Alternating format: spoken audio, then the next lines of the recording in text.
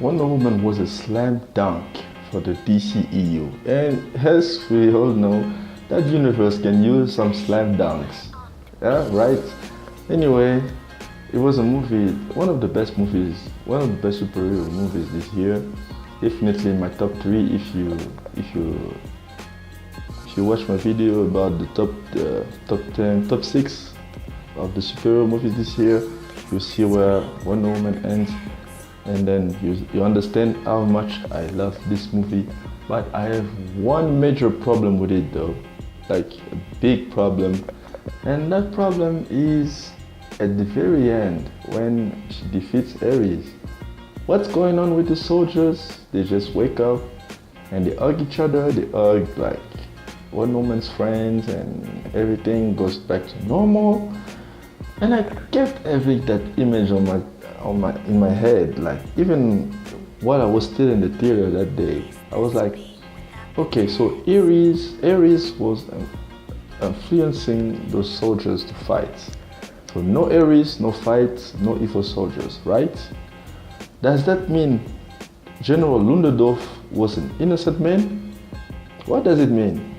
Was he not evil? If so, did Wonder Woman just murder a man who was just under the devil's influence? Like, help me understand here. Let's suppose Ludendorff was like these soldiers hugging each other at the end, which means he was just a guy, a soldier somewhere sitting there, and then Ares just filled his head with hatred and war ideas, and then he went to war. And Wonder Woman thought he was Ares. She went and killed him, and she was wrong. Then she kills Ares. Everyone wakes up from that influence, and they're good guys again. Well, and why are we acting like Ludendorff never happened? She killed him. Was he innocent? Was he not? What the hell went down? Like, what's going on? I want answers. I think that's what's a little bit hypocritical with a movie like Wonder Woman, because if it was, let's say, a Snyder movie, because people like to nitpick Zack Snyder movies, people would probably say that she made Wonder Woman a murderer, and that would be right, because if you follow the logic, that's right.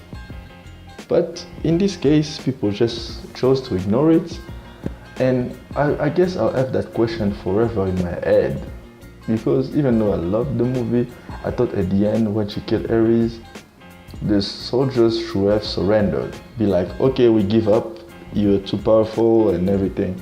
But when they looked at Chief and Charlie and Samir and started to hug them, and they acted like they were friends now, you keep asking yourself, okay, so Ares was controlling them basically, right? They didn't have a free will, which means Ludendorff didn't have a free will as well, which means he could have been a good guy, we'll never know, which means Wonder Woman killed innocent men, which means the Wonder Woman is a murderer. She's a killer. She killed an innocent man.